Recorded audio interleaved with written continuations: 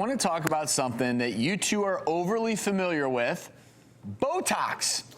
Yes, we are. Yes, we are. Use has exploded almost 750% in the past decade, making it the most widely used cosmetic procedure today. But the question is, could it be addictive, docs?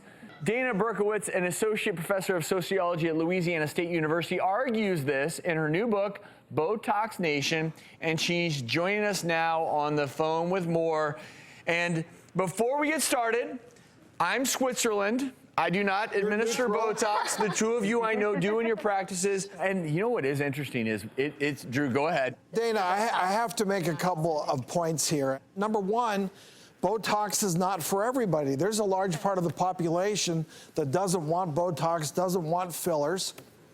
Okay, there is a certain population that it's important to them how they look and how they feel about themselves. So, you know, getting this regular Botox, in my mind, is not that different from getting your hair done, getting your nails done, getting facials, going to see your dentist regularly to clean your teeth, maybe whiten your teeth a little bit. It's all these little things, I mean, call them personal hygiene grooming, that help you look better, younger, but also at the same time make you feel better about yourself. And is it starting at an earlier age, Dana? Without question, because the word is out, the celebs are pushing it, younger celebrities, they start to see a wrinkle form, and they're starting Botox at a very, well, let me ask you this, Dana. You're as a sociologist, is there an age at which you think it's too young? You wouldn't go in as a 16-year-old.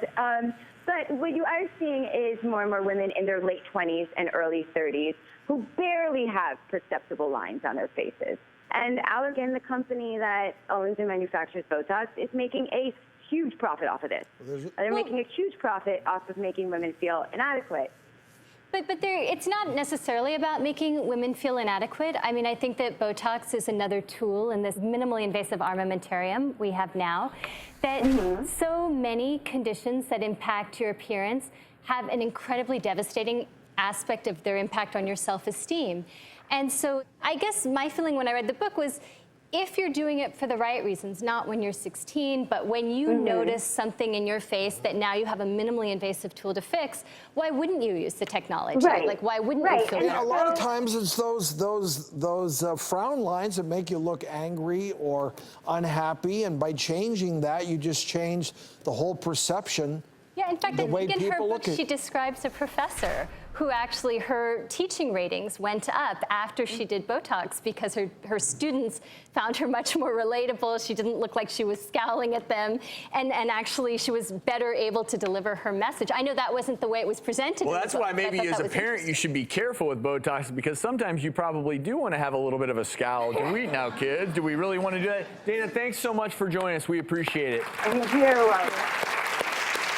Real quick, docs, is there an age at which, below that age, you think it's way too soon to get Botox? Because now it is being touted as a preventative measure, and there are teenagers saying, well, I want it. Well, legally, we can't do it on somebody unless they're 18 years old, unless they're coming in with their parents. I personally have not injected teenagers for wrinkles. I have injected teenagers for sweating. For hyperhidrosis, for sweating. And for a gummy smile. For a teenager, that can be a very unattractive thing. We can correct a gummy smile with the use of Botox. That I've done in a teenager as well.